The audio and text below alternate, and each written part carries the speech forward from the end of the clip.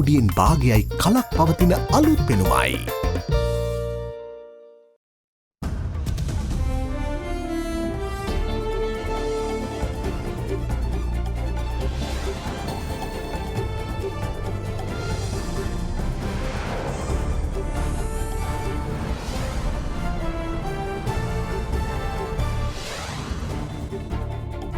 Tonight, the wait is over.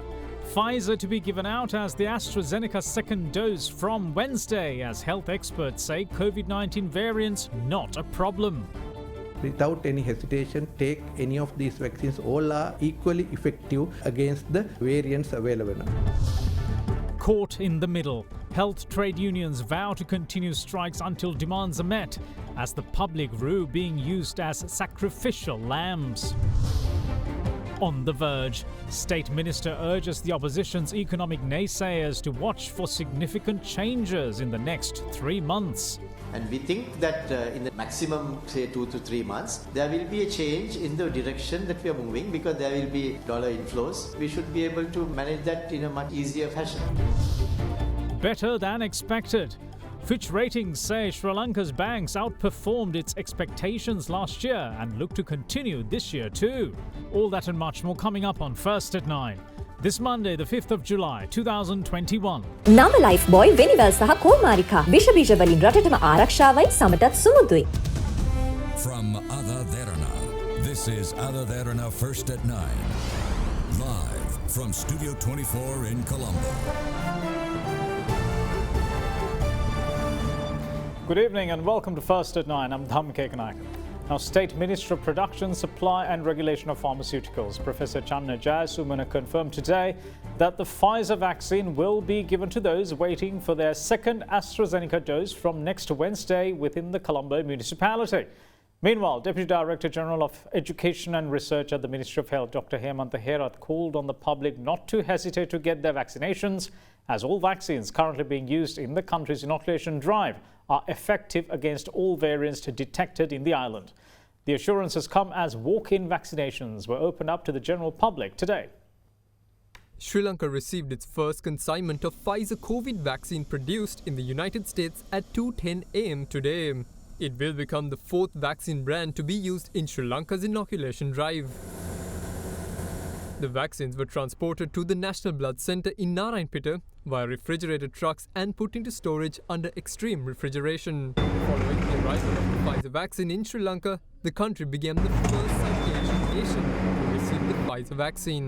We had an initial meeting at the Ministry of Health this morning and decided to give Pfizer vaccine to the people who have already obtained Covishield AstraZeneca vaccine as their first dose. This will be launched from next Wednesday, initially in the Colombo Municipal Council area. So at the same time, World Health Organization has recommended Pfizer vaccine as the second dosage for the AstraZeneca vaccine. But if you are in doubt, or if you are not happy to obtain the Pfizer vaccine as your second dosage, still you have a chance, because at the end of this month, we will receive a consignment of AstraZeneca vaccines. In the meantime, walk-in vaccinations were open to the public for the first time in the island today. The operations were conducted by the Tri-Forces this morning in selected hospitals and vaccination centres operated by them outside the Western Province. It, however, is limited to people above 60 years of age.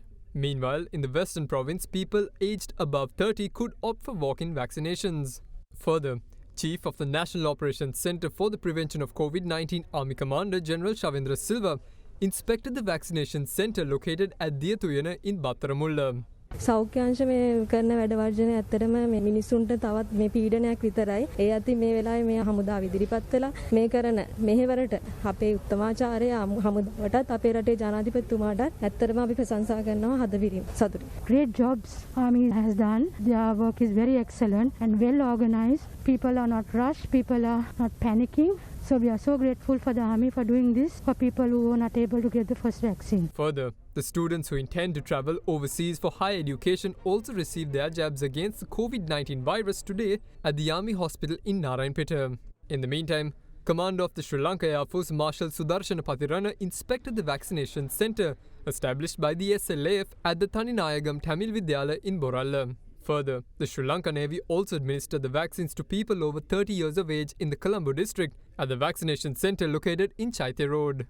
In the meantime, the Sri Lanka College of Obstetricians and Gynecologists explained the importance of expectant mothers above 30 years of age being vaccinated. So above 30 years of age means not only the general population, it is a pregnant population as well. There are enough evidence vaccination will have a lot of benefits in the pregnant population. So we would like to request pregnant mothers to get the vaccines according to the Director General of Health Services regulations, and these vaccines will be delivered by 16 MOH officers from today onwards in the Colombo municipality area. Earlier there was a high risk mothers above 35 years and those who are frontline health workers, and there are other people, other high risk categories, that is obese and mothers with comorbid factors like diabetes, hypertension, asthma, then the heart disease. Those are the mothers who are recommended to get the vaccines. So don't get away from this opportunity, because the incidence of death may be near zero if you are vaccinated according to the latest evidences. Meanwhile, the walk-in vaccinations conducted outside the Western Province received positive response. Many people over the age of 60 made their way to vaccination centres operated by the Triforces. The initiative as well as the efforts of the Triforces were praised by the public for their operation's smooth running. There had been questions posed over the efficacy of COVID vaccine Sri Lanka is using in its rollout, especially in the backdrop of the emergence of the highly transmissible and deadly Delta variant, which brought India to its knees. But the medical experts in the island once again reassured that all the vaccine varieties used in Sri Lanka are very much effective against all COVID variants found in the country. The data indicates that all vaccines currently available in Sri Lanka are capable of combating all detected variants in Sri Lanka. So therefore, we should not doubt the efficacy of these vaccines at this moment. And if you are supposed to get any kind of vaccines, without any hesitation, take any of these vaccines. All are equally effective against the variants available. However, this can change in future if any other specific new variants is emerging, and we have to face that situation at that time. අද සේවසකට වැඩි ජනතා විශ්වාසය නව සංයෝගයක Rhino රෝෆිං සහ සීලිං sheet. The Minister of Health today reassured that measures will be taken to deal with persons who violate the inter-provincial travel restrictions put in place to prevent the spread of the virus. His assurances came after it was brought to light that bus operators have found a way to circumvent inter-provincial travel restrictions. Sri Lanka had a decent hold of the island's COVID-19 situation after successfully controlling the first two waves. Then in April, the people blatantly abused the conditional freedom the health authorities accorded during the festive season, giving rise to the third wave. It proved to be the worst the country had faced, and health authorities continue to battle in bringing it under control. The matters were compounded with the dominant variant involved in the third coming of the virus being the more virulent Alpha variant, formerly known as the UK variant. In a desperate bid to keep the economy running, while also reducing the risk of the virus's spread, travel restrictions were introduced and inter-provincial travel continues to be prohibited. But it now emerges that bus operators have found a way around this. Some drop passengers off at provincial borders so that passengers can be picked up by buses in operation in the adjoining province. The move renders the inter-provincial travel restriction futile. අපි මේක police පෙත්තුමාගේ අවධානයට ඒක යොමු කරන්නම් කටයුතු කරන්න මොකද ඒ වාගේ දෙයක් එහෙම නීතිය මගහැරලා යමක් සිද්ධ වෙනවා නම් එවැනි ක්‍රියාවලියන් වලින් අපිට අවශ්‍ය කරන අරමුණ ඉෂ්ට වෙන්නේ නැහැ ඒක පැහැදිලි. ඉතින් එවැනි දෙයක් තියෙනවා නම් අපි ඒක වැළැක්වීමට අවශ්‍ය කටයුතු කිරීම තමයි වැදගත් වෙන්නේ. In the meantime, yesterday the epidemiology unit confirmed a total of 1,573 new COVID-19 cases from across the country. Even though the majority of the infections were reported from the Western Province with 653 cases, the number of cases reported from the 3 districts of the province has shown a gradual decline. The Colombo district reported 249 cases of COVID-19 yesterday, while Gampa confirmed 221, while Kalutara recorded 183. The province with the lowest caseload was the Uva province with just 32 infections. Yesterday's caseload also included 56 imported cases confirmed from COVID-19 treatment centres. Meanwhile, with the recovery of 1,625 COVID-19 patients today, the total number of recoveries in the island rose to 234,942. 581 new cases have been confirmed so far today, taking Sri Lanka's active caseload to 28,033. Big 3. Now, a collective of 14 health sector trade unions launched a continuous strike today that saw hospital operations brought to a near standstill and have vowed to continue the action until their demands are met. Members of the public arriving at hospitals throughout the country were left high and dry and have criticised both the timing of the strike and them being sacrificed for such demands. A token strike was organised by 14 health trade unions, including the Joint Council of Professional Supplementary to Medicine and the Public Health Inspectors Union, based on 14 demands. However, a continuous strike began this morning as their demands weren't met by the government. Following this trade union action, patients arriving at hospitals for treatment were greatly inconvenienced. They were displeased over the strike and was critical of how the factions engaged in trade union action sacrificed people's life for their own gains. They were critical of the timings of the strike as well. Though that was the case, the Joint Council of Professions Supplementary to Medicine insisted that they will continue the strike until the demands are met by the government. In the meantime, the Public Health Inspectors Union, which also supports the strike, refrained from COVID control efforts today. ශේෂ්ඨයේ COVID-19 පාලනයට අදාළව එන්නත් කටයුතු අත්හිටවල තියෙනවා. ඒ වගේම රෝගීන් සොයා යාම, ආශ්‍රිතයින් සොයා යාම, නිරෝධායනය, නිරෝධායන නිදහස් කිරීම, PCR සාම්පල් ලබා ගැනීම, වගේම ප්‍රතිදේහ ජනක ඇන්ටිජන් පරීක්ෂණ සඳහා සාම්පල් ලබා ගැනීම වැනි පරීක්ෂණ කටයුතු සියල්ලම මේ වෙද්දී අනහිරලා තියෙනවා. Further, President of the Union Upul Rohana accused the Government Medical Officers Association for creating an imbalance in the health sector, saying that they have created barriers to their career promotions as well. Meanwhile, the Government Nursing Officers Association warned that if their demands are not approved by the Cabinet of Ministers when they meet this evening, they will move for an island-wide protest. However, the Government Medical Officers Association says the Cabinet lacks the know-how to make determinations on technical and scientific matters, and if the Cabinet gives a nod for the GNOA's demands, they too will move for strict action in protest. The Health Ministry urged all factions to unite given the threats posed by the COVID-19 pandemic. Deputy Director General of Education and Research at the Ministry of Health, Dr. Hemantha Herath, called on all concerned to come together and put an end to the pandemic in the country. President Gotabaya Rajapaksa believes that cooperative committees can play a major role in addressing the issues regarding organic fertilizer. He made these comments today during a cooperative felicitation ceremony, during which he expressed hope of fully opening the country up by September.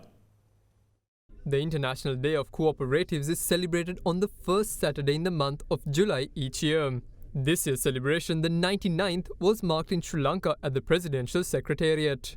The presentation of awards following the appraisal of the performances of various services and cooperative societies was worked off today under the patronage of President Gotabaya Rajapaksa. 21 such cooperative societies were felicitated. මුළු ලෝකයටම බලපාන තත්ත්වයක් මේ Covid වසංගතය හේතු කොටගෙන ඇති වෙලා තිබුණා. ඒකට මුහුණ දෙන්නකම විසඳුම වශයෙන් මුළු ලෝකෙම තියෙන්නේ එන්නතයි.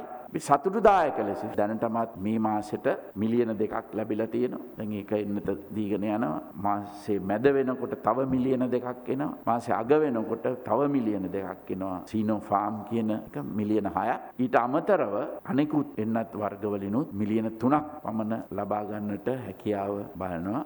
මේ තත්ත්වය යටතේ අපිට සැප්තැම්බර් වෙනකොට මේ රට සම්පූර්ණයෙන්ම අපිට විවෘත කරන්න පුළුවන් තත්ත්වයක්. මොකද අපි ඉක්මනින්ම රට විවෘත නොකළොත් මේ ආර්ථිකය ඉදිරියට ගෙනියන්නට පුළුවන් කමක් වෙන්නේ නැහැ. විවෘත ආර්ථිකයත් සමග මේ සමුපකාර ව්‍යාපාරයේ යම්කිසි කඩාවැටීමක් ඇති වුණා. සමුපකාර ව්‍යාපාරයේ තියෙනවා නම් මේ විවෘත ආර්ථිකයක් තුල උනා ඒකාධිකාරයක් ඇති වෙන අවස්ථාවන්හිදී පාලනය කිරීමට හොඳම උත්තරය තමයි සමුපකාර ව්‍යාපාරය. ආහාර ද්‍රව්‍ය ලබා දීම පාලනය කිරීම පිළිබඳව. ඒ වගේම ගොවි නිෂ්පාදන ගොවියාටත් සාධාරණ මිලක් ලැබිලා පාරිභෝගිකයාටත් සාධාරණ මිලකට ලැබෙන තරමට ගෙනියන්නට තාමත්ම වැදගත් වෙනවා සමුපකාර ව්‍යාපාරය. විශේෂයෙන්ම අද අපිට මේ ලොකු අභියෝගයක් වෙලා තිබෙන කාබනික පොහොර භාවිතයේදී ක්‍රියා කිරීමේදී මම හිතන්නේ මේ සමුපකාර සමිති හරහා විශාල දායකත්වයක් ලබා දෙන්න පුළුවන්.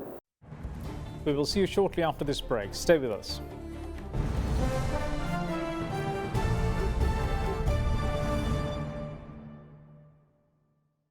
ගෙදරකට තේ හදනවා කියන්නේ වෙනම වැඩක්. මැලිබන් තේ ගෙදර පදමට තේ.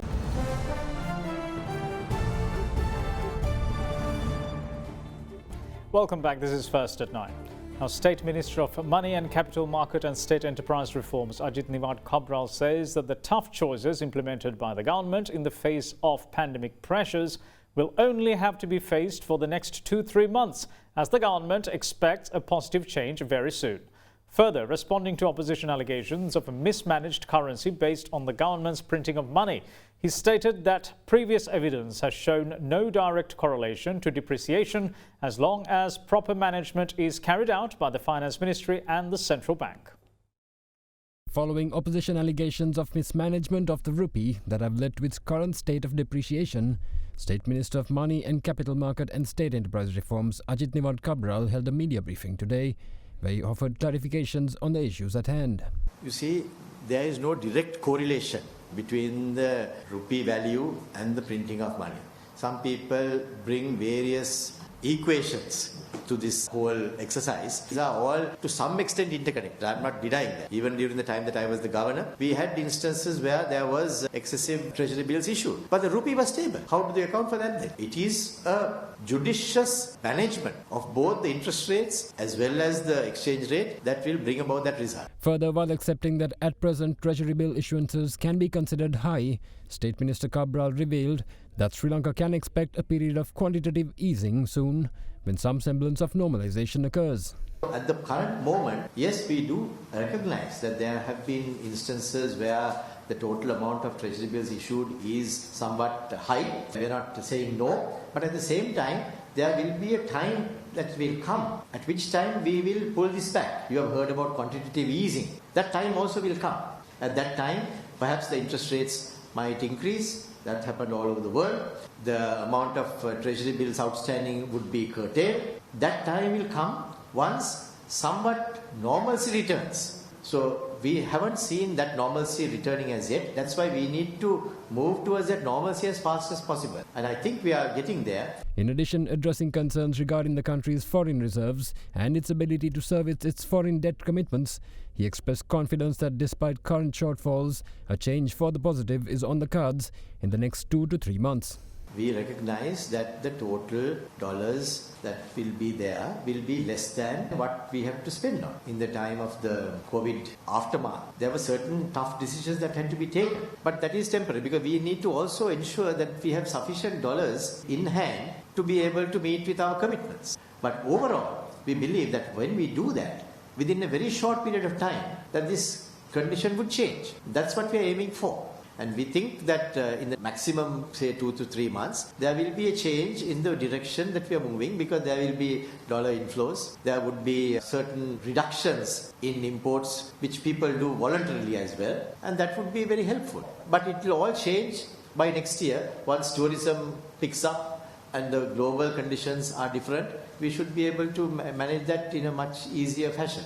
Meanwhile, speaking on the issue of foreign exchange controls for imports and exports, the State Minister revealed that the government has had fruitful discussions with all stakeholders who understand how important a stable rupee and external account is for their own businesses.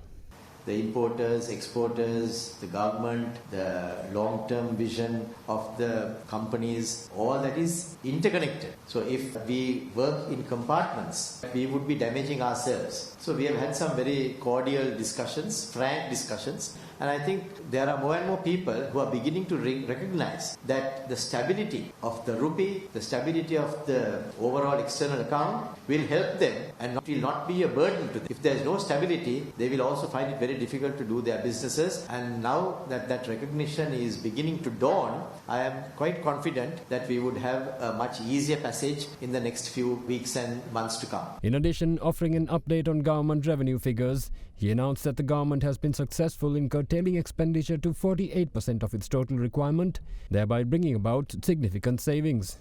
In customs duties, we have achieved 33% when we should have had 50%. Inland revenue, 40%. Excise, 42%. Non-tax, 19%, but I think that should also increase in future. Other items, about 54%. So overall, we have achieved about 34% of the revenue. We have been able to curtail the expenditure to about 48% of what was estimated. Then the total capital expenditure has been around 29% of the total that has been earmarked. So there is some savings there. But in the next 6 months, I think when the revenues increase, we would be in a position to deal with this on a more efficient manner. Now, in other stories, former Finance Minister of Maldives, Mohammed Ashmali, and the manager of a hotel used to sexually exploit a 15-year-old minor were ordered to be remanded until the 16th of this month by the Colombo Magistrates Court. Now, the incident made headlines recently, and over 30 people have been arrested so far. The police have successfully identified and arrested 32 suspects regarding the sexual exploitation of a 15-year-old girl via a website. Today, the police produced the former Finance Minister of Maldives, Mohammed Ashmali, and the manager of the hotel used for the exploitation to the Colombo Magistrates Court. The Colombo Additional Magistrate had then ordered that the duo be remanded until the 16th of this month and that they be produced before an identification parade. The duo are among 4 persons arrested by the police yesterday, while the remaining 2 are the owners of 2 websites that had also published the advertisement of the minor for prostitution. In the meantime, the owner and the financial manager of the website used to post the advertisement of the minor had submitted a bail application today. The Criminal Investigation Department requested the court not to grant bail as they are currently being investigated under the Prevention of Money Laundering Act. After considering the facts presented, Additional Magistrate Lochini Abe Vikrama refused their request for bail. The Colombo National Hospital's Cardiac Care Unit was gifted an outdoor waiting area today, constructed by George Stewart Health through its Stewart Senehasa Corporate Social Responsibility Project. The fully equipped waiting area was donated by the company following an urgent request by the hospital administration, which will help accommodate outpatient visitors at a time when limits have been placed on people entering the premises in the face of COVID-19 risks. With that, patients arriving for treatment will now be able to safely wait their turn for treatment in an open and properly ventilated sheltered space. The new waiting area was ceremoniously handed over to consultant cardiologist Dr. Gotabe Ranasinghe by Chairman of George Stewart Health, Dilith Jayavira. We will see you shortly. Bear with us.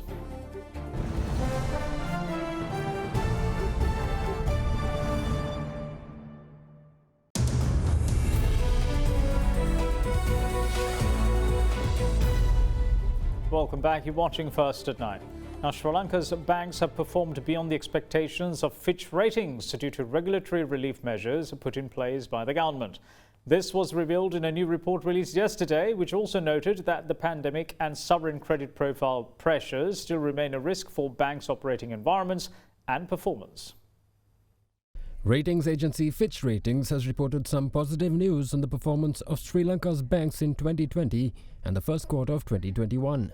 The latest Fitch report says that banking performance has exceeded its expectations thanks to stimulus and regulatory relief measures implemented by the Sri Lankan government. However, it adds that risks still remain in performance and operating environments due to pressures stemming from COVID-19 and the sovereign credit profile. It also reported that loan growth last year dipped below historical averages due to subdued private sector demand and reduced lending appetites.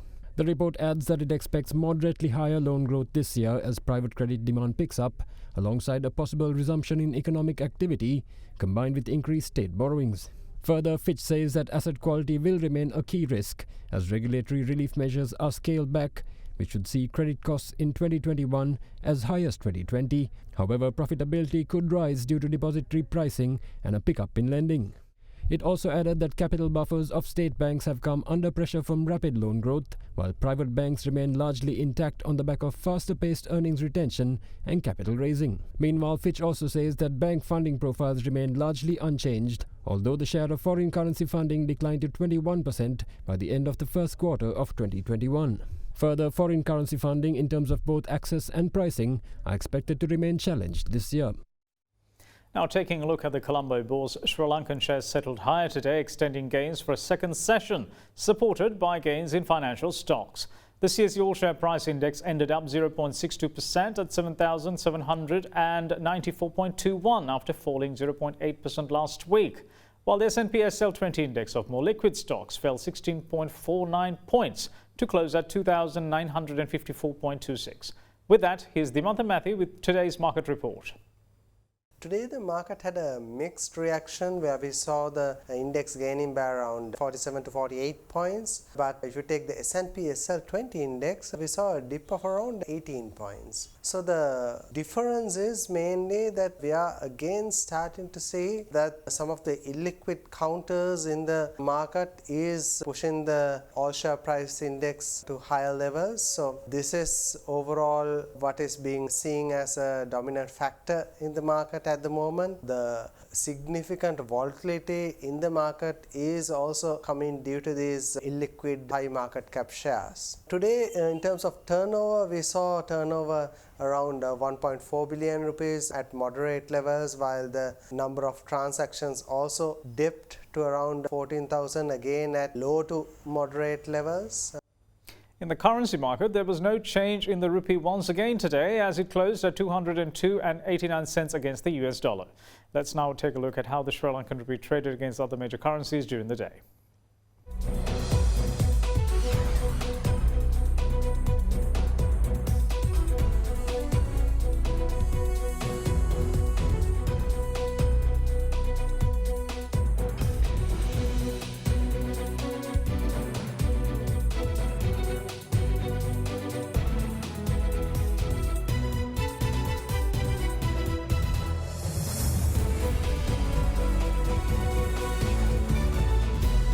And that's it from all of us here at First at 9. Thanks for watching. Bye-bye.